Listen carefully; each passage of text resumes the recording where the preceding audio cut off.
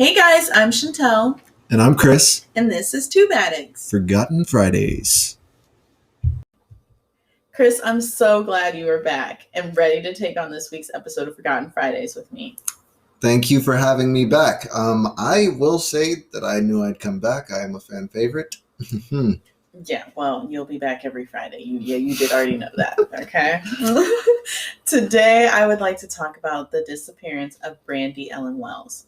Right off the bat, I want to say she spelled her name in such a cool way. It was Brandi with an I, not a Y. And if you Google her, you will see she is such a pretty girl. But this case beyond frustrates me. So get ready to be frustrated. Oh, man.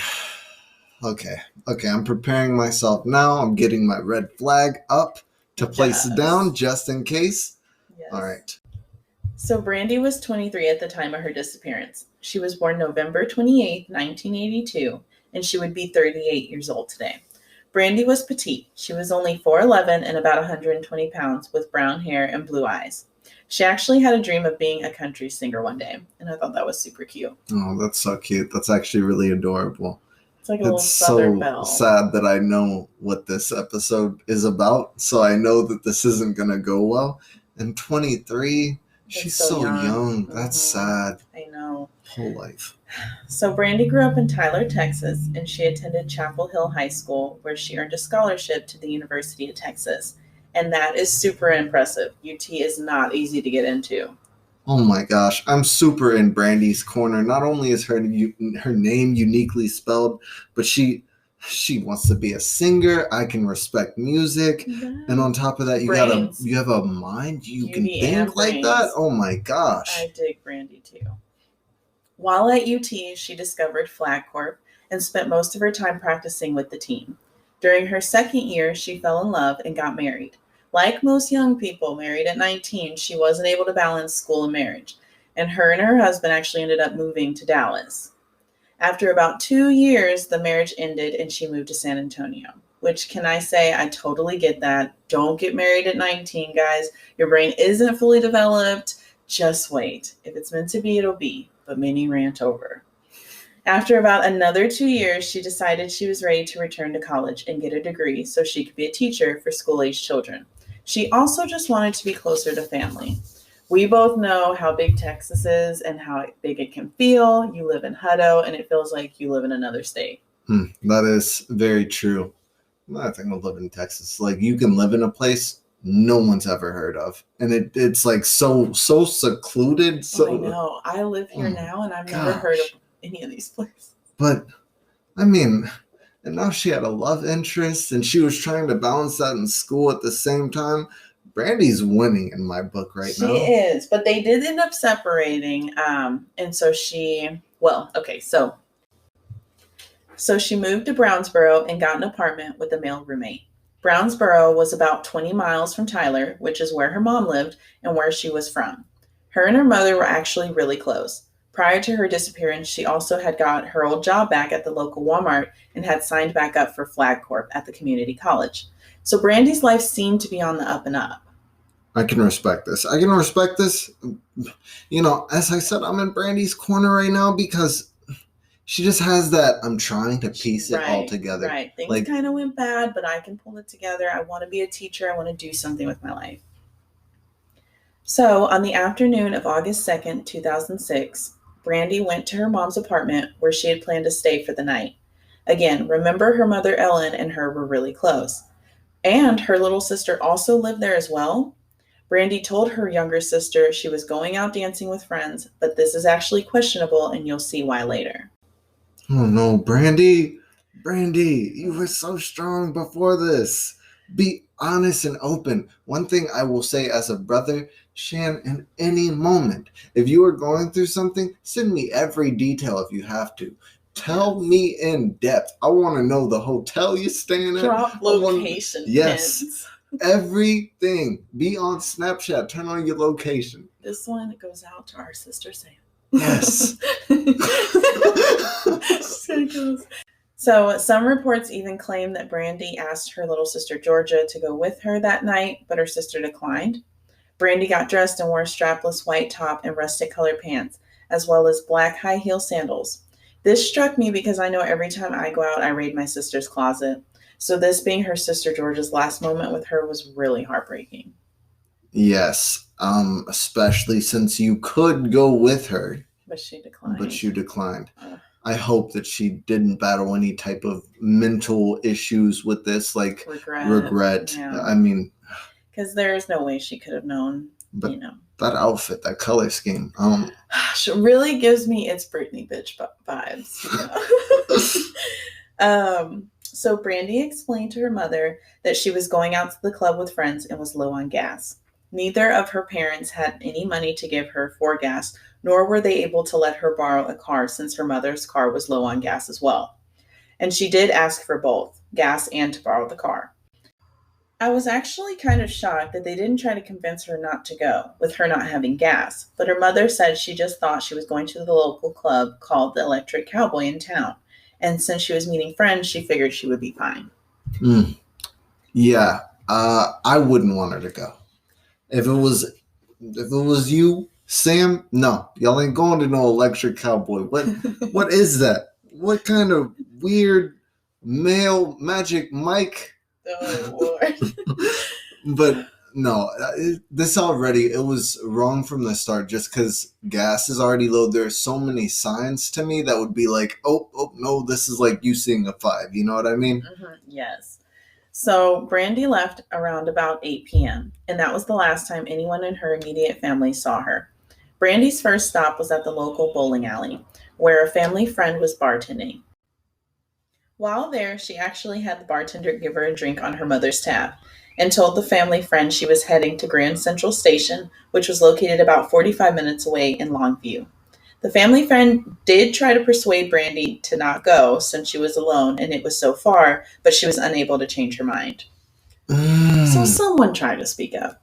So already I'm back on it because this is one of those things like, why are you doing this? Like you don't have to do this. You don't have to go further. We could stay here where you're safe. People, there's already a sign. You know, like speaking of the signs, like there was a low gas. And now we're here with someone literally verbally saying, "Don't go, Brandi, don't go." Brandi, I'm still rooting for you because I'm hoping. So, in an episode of the show Disappeared, Brandi's grandmother claimed that Brandi had called her while at the bowling alley and also asked her to go out with her that night, but she as well declined. Honestly, Chris, this made me feel like there was a reason she was going. Like she was going to meet someone other than just friends, because why else was she so persistent about going 45 minutes away even though she had no gas? And why did she want someone to go with her so bad if she was meeting up with friends, as she told her mother? You know what I mean? Okay, you know what? This is giving me kind of last episode vibes. You know, like somebody like, we were talking about what we name him. The guy who Jimmy. Yeah, Jimmy. Mm-hmm. You know how he messaged you and there was the whole thing about he could possibly be into the sex trafficking, type business. He didn't message me, but yes, I know where you're going with this. See? So it's like that. It's like, was there a guy who messaged her or just... Right, that she was going to meet up with? Because, she's excited. She wants to obviously see him. Wants There's to go no reason so why I'm gonna not. And he's, obviously messaging me and I kind of really want to see him. That's scary. It definitely did make me feel like for someone to say, hey, I'm going to drive 45 minutes. I'm really not going to meet up with friends, even though that's what I've been telling people. So why else would she be going? She clearly, you'll see later when we get to Grand Central Station that she's not going there to meet a friend. She never meets up with friends. Oh, and alone too. Mm-hmm. And it's like, I feel like it's the way I was raised, with the mom, even though I'm a male, like I always think about it for like, women and just like you being out there, it's much more scary, right? But even as a male for me, I've always been the type to just think, oh no, I don't feel safe here. I don't want to put myself in a situation that I can't escape from, Oh, yeah. So I'll just be paranoid pretty much, but I'm worried for Brandi. Yes. So Brandi left the bowling alley somewhere between 8:30 and 9:30 without finishing her drink, On her drive to Grand Central Station, she called the club about 2 times. It is said she was asking for directions and indicating she may have been lost. And if you remember, she was already running out of gas when she left, and I couldn't find any reports from law enforcement stating she stopped at a gas station on the way to Longview. Oh my, Brandi, you've never even been to this place? Nope. No, And Brandi. I was so taken aback to think, like, why didn't you have your GPS? Oh, yeah. Oh, yeah, it's back in the day. 2006. Yeah, but well, it's like, back in 2006, yeah. it's like, I would, especially in this time, I don't know anything. Didn't I you don't print wanna off the know. map quest? Maybe listen to reasoning. That Don't too. go. I mean, to not have gas, but at the same time, you gotta remember she's 23. She is 23. Just hit my mind, and oh my God, you're young. You still want to live. I want to live my life. And if she was going to meet someone, I'm sure in her mind she's thinking like, he'll give me gas. Because we want to make mistakes. And I mean, okay, so I haven't heard anything about relationships up until this point since her earlier marriage when she was 19. Right. You're here. This is one of her not first, but one of her only big relationships. And you know what? She dressed up. She dressed up for this. So, this is like a peacocking kind of thing. Like, So Brandi, she was in love. She maybe had her little fling. Maybe. Grand Central Station had surveillance cameras and an ID swipe machine upon entrance. This should be great, right? Well, sadly, it really is no help at all. Law enforcement immediately screws this info up by misidentifying Brandi. The timestamp machine and video camera were about 9 to 10 minutes off, and this led investigators to think Brandi was a different woman that entered the club with 2 men. And we'll come back to that. I'm not gonna even question policing because to mix up a whole person, that's like a funeral worker mixing up 2 different people. Like, oh hey, nice you ought to join the funeral. Who's this in the casket? Isn't that your husband? No, that's what this is. And then like I can't even imagine for her family, like they're being led astray on their own daughter's case. Like what? Well, you'll see they actually play a little bit of a role in it. Oh my gosh. Yeah. So around 9 a.m. the next morning, about 9 hours since Brandi was last seen on the club's cameras, a state trooper comes across her abandoned car on Interstate 20. It was a 2000 black Pontiac Grand Prix, and the driver's side door was ajar. Since it was not reported stolen, he tagged it as abandoned and left it there. They would not identify it as hers for another 6 days. What is going on here? It's just really good policing, like what is going on here? Maybe someone should be like, hey, there's an abandoned Pontiac. By the way, black guy's driving it. I don't know, something. Maybe get them fired up. Doors ajar. That to me was a little bit of a sign, but to play devil's advocate, I guess if that's the process is to just mark it as abandoned, maybe he was just... Wait, we're in Texas? Yes. No, there is the thing, but they'll like mark the vehicle. When you're driving down the road and you'll see like a vehicle there and it's being sold. I mean, it's common in Texas, so maybe at best that's what's going on. At about 9:30 that same morning, her mother Ellen woke up to find Brandi was not home yet. She wasn't alarmed at this time since she figured her daughter had maybe just stayed with friends. She thought maybe she was drunk too much and she decided to stay with friends on the couch or something. That's a mom who she knew that her daughter, had sense. Like right. This shows that Brandi was responsible. That trustworthy. She felt that her daughter would have done the right thing and stayed at a friend's house rather than risk driving or whatever. So I agree. That shows that she's a responsible person. And it also shows that her mom felt like if there was an issue, she would have reached out to her. Yes. I mean, so that means that they built that. So that's... Mm-hmm. So later in the day, Brandi's roommate called her mother Ellen asking about her since she had said she would return to Brownsboro that afternoon. By August 4th, when her mother was still unable to reach her, she went to the Tyler Police Department to report her missing. It was at this point that her youngest daughter Georgia informed her that Brandi had actually went to Grand Central Station and not the Electric Cowboy. And Lord, can you imagine the panic that probably filled this poor mama at that moment?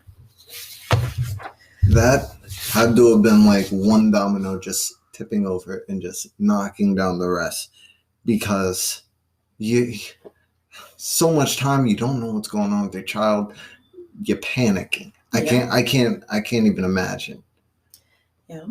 After leaving the Tyler Police Department, Ellen then drove to Longview to search the club parking lot and surrounding areas, but she couldn't find any clues as to what had happened to her daughter. Now it's even more prevalent. Like it's out of your control. Everything is now out of your control. In like with a parent, like y'all watch y'all's kids, you know what I mean? Like y'all watch them age, y'all watch them grow up. And I mean, as an uncle, I look forward to the day where I'll see them like age and have like a nice relationship. Like I look forward to seeing that. Am I scared? Yeah. But at the same time, with a mom, it's like she's losing that right now. Like she's losing all of that. That's sad. On August 5th, Ellen was informed the Longview Police Department would be taking over the case and that she needed to file a missing persons report with them. This pisses me off every time I read this on a case. Like, y'all are fucking law enforcement. Shouldn't you be sharing the information? Funny how you guys can share info when you want to arrest someone, but when someone's missing, they act like it's a foreign nation. Oh my geesh. What you mislabeled her like earlier on in this. And they don't even know it yet. The whole car thing, and now this. I don't like these little processes like, oh, that's just paperwork. No, this is a person's life. And you're going to sit here and tell a mom that you can't help her with this until the right paperwork and things are handled accordingly? Dude, that's ridiculous. And mind you, this is 3 days later, so crucial time in a missing persons case. On August 6, 2006, police received a call from a civilian who reported the 2000 black Pontiac Grand Prix abandoned on the side of I-20, and it's at this point police connect the car to Brandi. But it's not until August 8th, 2 days later, that CSI and cadaver dogs were called to the scene. Like, what the hell? 2 days later? Really? Like, enough time hasn't already been wasted. What are you telling the mom? This isn't a missing package with Amazon. No, this is her daughter's life.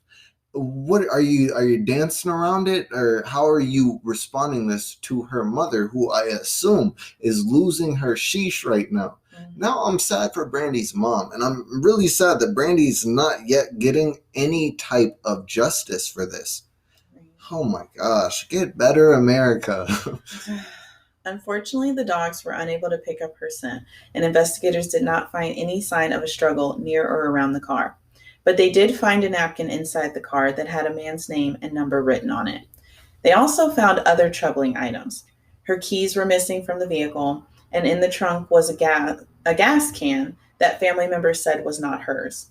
Her wallet with ID and credit cards were in the car. Her ex-boyfriend's cell phone was in the car, which law enforcement would misidentify also. Deep sigh. And most telling, the passenger seat was pushed back to fit someone the height of 6'2". And remember, Brandi was 4'11". There's no way she could have drove the car like that. Wait a sec. And this is her car, right? Yes. No way you let somebody drive your car off first time meeting them. Right. And I mean, it doesn't sound like anyone knew where you were going or who you could have been going with. So this isn't even someone that people would know you were with. So that lets me know that this is someone who it's her first time meeting, and everything just kind of seems off with this. You don't let them drive the car. First off, that's your vehicle. That's your whip. Right. No. Well, not to mention the fact of, if someone drove her car, they know what happened to her. She's missing. And all of these things point to the fact that she did not go off on her own. If she went off on her own, she would have taken her ID and her credit cards. How else would she pay for anything? You know what I mean? And so I remember you saying her ex's phone is in the car? Mm-hmm. Which they misidentify it as her phone. Huh? Mm-hmm. But it's in the car. Yes. But they haven't been together in... So we'll come back to that. Okay. So at this point, Longview Police Department realizes they are incompetent and call in the FBI to help with the search for Brandi. So they're just now realizing that? It's been done, though.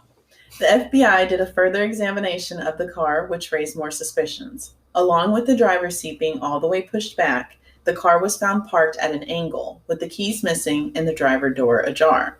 And it was about 400 to 500 yards from the exit that would have brought her back to Tyler. Oh, that's sad, yeah. She almost made it home. Yeah. So then the FBI goes back to Grand Central Station, which brings us back to the footage. On the footage, police did see her with a man. Police did find the man, and he was honest and forthcoming about his interacting with Brandi that night. He said he offered to buy her a drink and she declined, but asked for gas money. Not long after that, they parted ways. Law enforcement does not consider him to be a suspect. So they talked to employees at the club who claimed she had called the club multiple times that night for directions and had only ordered one drink while she was there. If she even ordered one at all, they were unclear on whether she had actually ordered one. At the same time, investigators are calling people in the cell phone they found in her car, thinking it was Brandi's phone. It wouldn't be until 10 days later that they realized it was her ex-boyfriend's phone, and the ex-boyfriend had been deployed overseas a while before that.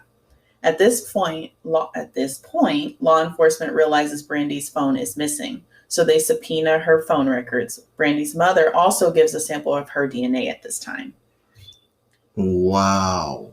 Yeah. Wow. So he's been deployed overseas for some time, but the phone is with her? Why? I don't know. It doesn't say. She just kept it.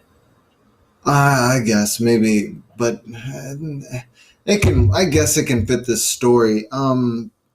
Things are a mess at this time, to be honest. Yeah, because and then y'all weren't even able. Y'all thought that was her phone, but that was his phone. See, now you just looking bad, just looking real bad. You don't look professional. Mm-hmm. This is not professional. This is the equivalent to confusing a taser with a gun. Like that happens. Ooh, yeah. They noticed her driver's license swiped at 10:44 on August 2nd. They actually brought the family in and they picked another woman accompanied by men. Police then send this information out asking the public to identify the individuals. So that's what I was talking about earlier. The family actually were the ones who misidentified her. The police put that misidentification out there though. So there's that. Wow. Yeah. Wait, her own family? Yeah. I mean, you knew the exact outfit she was in. That comes back. So yeah. They talked to employees at the club who claimed she had called the club multiple times that night for directions and had only ordered one drink while she was there. It was uncertain whether she actually had ordered a drink at all, honestly. At the same time, investigators are calling people in the cell phone they found in her car thinking it was Brandi's. It wouldn't be until 10 days later that they realized it is an ex-boyfriend's phone and the ex-boyfriend had been deployed overseas for a while. At this point, law enforcement realizes Brandi's phone is missing, so they subpoena her phone records, and Brandi's mother also gives a DNA sample at this time. You know, isn't it kind of crazy that the phone records would still exist even without the phone? Technology is something special, but I mean, you're just now doing this? I mean, like, if you would have recognized that this wasn't her phone to begin with, you would have already had this in account. We go back to the amount of time wasted in this case. So much time in between her missing and now. So it's like this person has been missing for this long. What do you think? Where do you think they are? They haven't showed back up. They haven't came strolling back in. This is only getting worse. So her family is tired of waiting at this point, and uncertain with law enforcement's abilities, they reach out to Brandi's friend that she shared a cell phone plan with, and they ask that friend to send over the records. They find in those records no suspicious activity leading up to her disappearance, but find that 9 days later, after her disappearance, there were calls made that raised the suspicions of investigators. So 9 days after she goes missing, on her phone? Yes. You know, it would make sense that her phone goes missing just because if there was, we've already suspected, I mean, it's already pretty evident that there was a taller person. Definitely a man. Mm-hmm. Definitely a man. So it's like, we already know this, and it's like it's dancing around that because I get rid of evidence. You're getting rid of evidence. She called you. Crazy. Investigators realize the calls being made are short and frequent, matching the activity of someone involved in drug deals. The FBI was able to locate a man and his niece who had Brandi's phone. They claimed a third man had given it to them. Even though he was never publicly identified, it is said the man was known to local law enforcement. So he's never been publicly identified. Known to local law enforcement, so they know that this guy, I mean, if he's known, doesn't that mean that he's a known criminal? Sounds like him.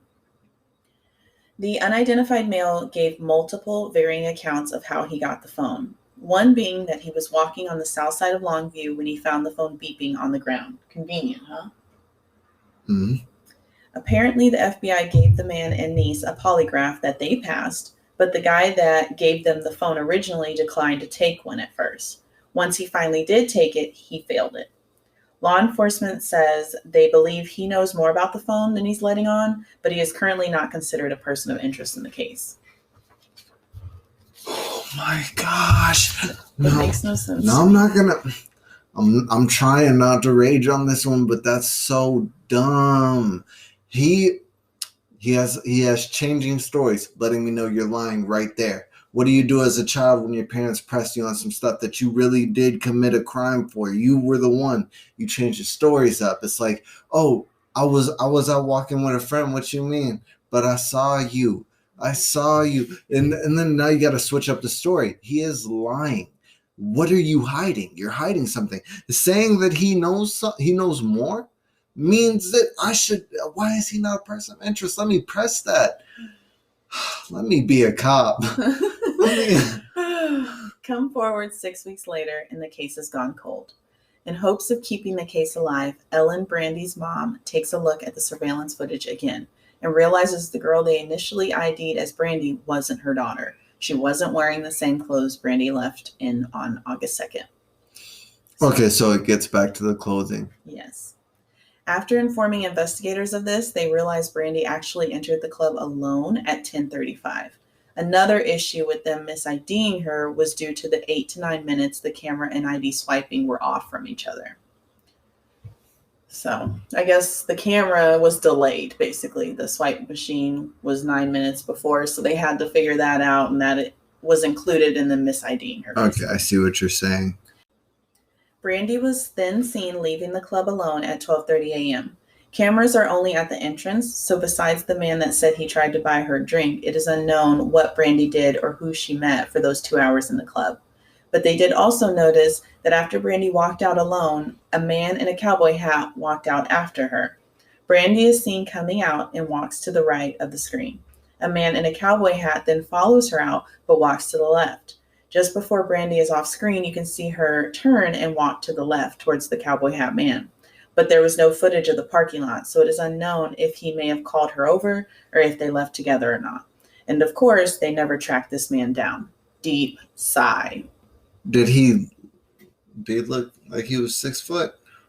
That's a good question. I mean, that is a really good question. You could take his height. If you have him on video of sorts, you could definitely, I'm sure you could probably calculate that to how tall he was. And if he's that range of, like you already have the figures.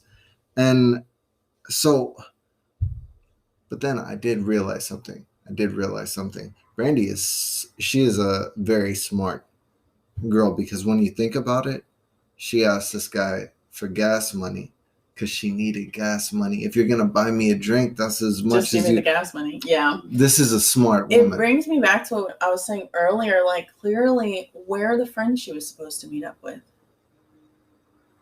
Because she walked in alone and walked out alone. Yeah, and never met up with anyone. What is she doing at this club? That's what I'm saying. I feel like she was there to meet up with someone. And either they stood her up, or maybe it was the guy that walked out after her and called her over. Hey, Brandi, it's me, Joe. Hold up. that other dude from earlier, they were saying something about drugs being mentioned, short calls. I mean, the thing with, though I've never been engaged with any of them, the thing with the drug dealers I hear is they have these certain places just out in the middle of nowhere. And I mean, if she was going and she, just didn't maybe notice she was him. going to meet him at the club first, and then I'm not he's gonna like, say just hard meet drugs, me out but here. Right, maybe just a bag of weed or something. And she was like, I'm not at the club. Where are you? Oh, it's too much there. Come meet me out here. Have you ever been to Grand Central? And then, yeah, okay, I can meet you there. Oh, I'm right off the highway. Just come over here. And you know what I mean? It just sounds a little off. Yeah. So in September of 2006, Brandi's family contacted the Laura Recovery Center, a group dedicated to helping families find their missing loved ones. The group set up a search area around Grand Central Station on September 26th with the use of volunteers on horseback and four-wheelers. Cadaver dogs were also brought in again, but nothing was found. But volunteers on horseback, how Texas of them. Like, why? Where'd you get the horse from? Why are you doing this? Then on October 29, 2006, the burning body of a woman was found in the oil fields of Gregg County. Can I just stop and say a little side note again? I live here in Texas currently, and I have not heard of any of these places. Gregg County? Never heard of it. Okay, so this is where I'm going to take that red flag that I've been holding on to. I'm going to put it here. Are we inserting a red flag? Yes. Okay. Shan, what? A burning body of a woman, and the casualness of that? Yeah, it's just a burning body of a woman and an oil field. Please tell me that's not Brandi. Brandi! The area is about 7 miles from where Brandi's car was found. The body was unrecognizable, but the police did see the woman was wearing a purple sweater and blue jeans. So that doesn't match what Brandi was wearing that night. Thank the Lord Almighty. But at the same time, that's another missing woman. Yes, so exactly. We should honestly find that one, because that would. I should try to figure out who she was. She's not even missing anymore. But can they even? I guess DNA. Yeah, probably, or forensics. Teeth. Yeah. Well, I'll do some research. If I can find out, we'll do an update with her story, maybe. So an autopsy was done and dental records confirmed it was not Brandi. At this time, the unidentified body was called Lavender Doe, but was publicly identified as Dana Dodd in February 2019. So I'll look into Dana's story and see what happened there. Wait a second. 2019, what year are we in right now? It's 2021, sir. No, with Brandi. Oh, Brandi was 2006, so you're right. She didn't get discovered until 2019. There's another person's family out here who was literally I'm going to look up her. You know what? I will research her story. We will likely tell Rest that one. in peace, Dana Dodd. I hope you get some justice. And I hate to say how pretty, but Lavender Doe. That is such a nice name. I was sad reading that. That's such a nice name. So on December 23rd, 2006, a second search for Brandi was conducted by the Laura Recovery Center. A bag of bones was found, but it was later determined they belonged to an animal. What are y'all out here doing? Y'all are really... I always question that. Why are dogs' bones in bags? Maybe when they bury them, I mean, but how could you not tell that these weren't human bones? Like, I mean, this is Texas. We hunt. Like, I know y'all are out here hunting. A third search was done in early 2007, and sadly, again, nothing was found. In 2010, Ellen received a call from a man who called himself Tim and claimed that Brandi was alive and well in Kansas City, Missouri. But he hung up before she could ask any more questions. Nothing ever came of that call. I hate people that do these things. But why? Like, one, Brandi her mom had a trusting relationship with her. Why would she just up and pack to Kansas?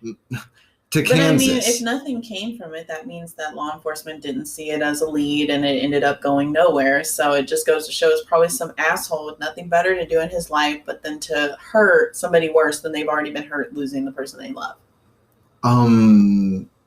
Another theory, just gonna throw this out there. Another thing, who would want to why would you move from your rural town of Texas to Kansas. Yeah. What's in I was Kansas? going to say no offense, guys, but I'd rather Yeah, live no in Texas offense than to anyone who lives in Kansas. But then, okay, so further going at it, I lost it. Okay. Brandi's case is still open, and although police claim there have been no new leads in her case, they continue to investigate each one that is called in. Brandi's mother continues to keep the search alive for her daughter. She still puts up missing persons flyers. She has been critical of the police investigation, saying police failed to keep in contact with her. And let's be real, it seems they have failed Brandi a lot in many ways throughout this investigation. The time alone in between, and I mean, it's really been sad because they're not even really. It seemed like there was a lack of just. I'm gonna say humanity. Because it's, and then, of course, this mom is continuing. Of course, she's gonna continue to search and keep it alive because this is her daughter, and yeah, my heart goes out to this woman. Like, that's so sad. So there are 3 theories to what happened to Brandi. Number 1, she was a victim to a carjacking gone wrong. This theory goes off of how her car was found with the driver's seat pushed back. Number 2, since Brandi was asking everyone for gas, many believe she met foul play after running out of gas on the highway, especially since her car was in the direction back to Tyler, which is where she was going to be staying. Number 3 is that she fell victim to kidnapping and trafficking. This is the theory her family and many online believe. The area she disappeared in is known for both drugs and sex trafficking, as well as the area her phone was found in. So also similar to Susanna's case. Yes. I'm going to say first theory, no, I'm going to completely just bypass that one. Now, I will say that this second one, though the third one, I could see that, but the second one, just hear me out, Shan. We have the gas tank, the gas can in the back of her trunk, which wasn't hers, right? Mm-hmm. So now let's just say that she's out of gas on the side of the road. Guy, cowboy hat man from earlier in the club who has been following behind her, now comes up. He approaches like, oh, you're out of gas? Boom, gas tank. I'm just saying. I'm just throwing it out there. I'm just saying. Maybe gets in the car. It's possible. There's so many possibilities. So after all that, is that the one that you fall on as the most likely then?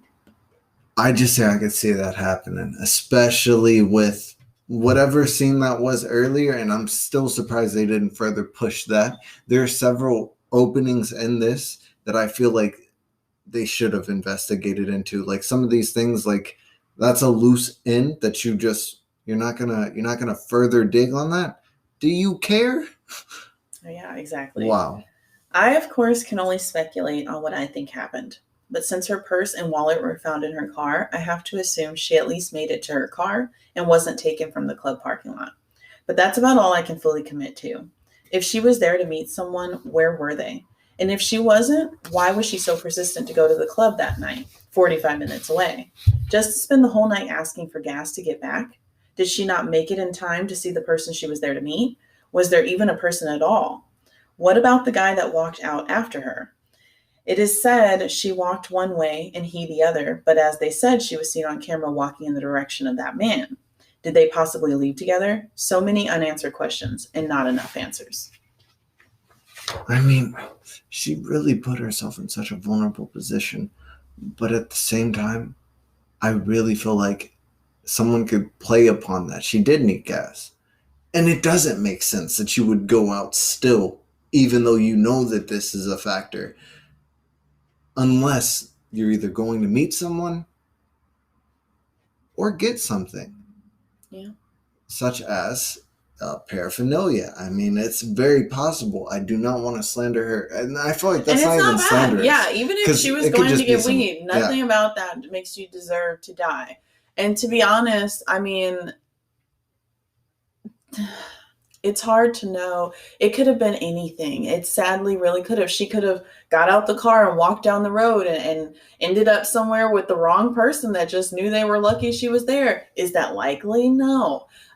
It's always more likely that someone you know did it. It is less likely a random stranger did it, but it happens. That's just it's a wrong.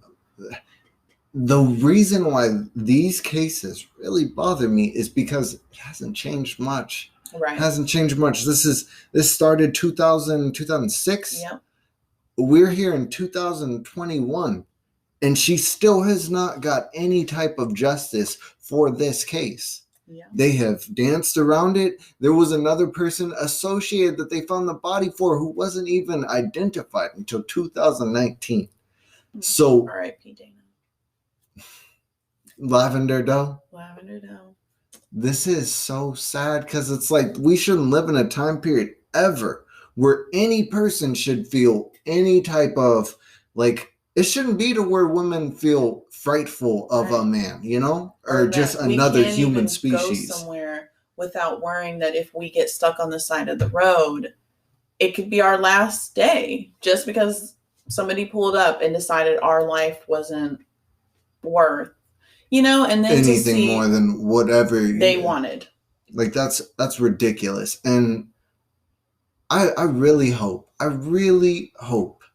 that sometimes I'm just like, maybe she did just decide, but it wouldn't make sense, but maybe she did just decide to have her a better life. But that's the hope. That would be great. Exactly. That's so sad. Especially without her credit cards, her ID, anything. Her life. Literally. And also I question, like, where did the gas can come from? If she was searching for gas, did someone give her that? This sounds like somebody, and that's where I go back to on the side of the road, somebody's coming to help. Yeah. Help in quotations, because obviously there was, why would you leave your gas? And it that had to, shows me that this isn't even a professional person. Right. You left something behind. A moment, yeah, in the moment. And also it makes me kind of go towards your theory as well, that somebody pulled up, because clearly she left. Clearly she did drive her car and leave and go all the way to that exit. You know what? Most wouldn't even understand, but being in Texas, there are those like little back ways and things like that. I'd love to see where this is on the map, because I know that there's still places in Austin without lighting on the side of the roads. Mm-hmm. So it's just dark as hell. Oh, yeah. So I can't, so, you know, like, it's just like people could be passing by and not see anything going on, especially if the car is neatly tucked over here on the side of the road. Yeah. And sadly, that is it, guys. That is all the information we have on the disappearance of Brandi Wells. It has been 15 years and Brandi would be 38. Her family still has no answers. Currently, her case is classified as endangered missing. If you have any information regarding the case, you can contact the Longview Police Department at 903-237-1110. Well, guys, that is all we have for you on today's episode of Forgotten Fridays. Catch us on next week's episode, where we will tackle another missing persons case. And to Ellen, and as well Brandi's sister, I just want to say, keep fighting. Don't lose hope. My heart goes with you, and I'm sure Shan's as well reaches out to you as well. We extend prayers and we extend love in your direction. That's all I have to say. Yes. And also, don't forget to catch me on Tube Addicts Tuesday, where me and Dee will discuss whatever crazy shit we've watched for the week. Bye, guys. Bye, guys.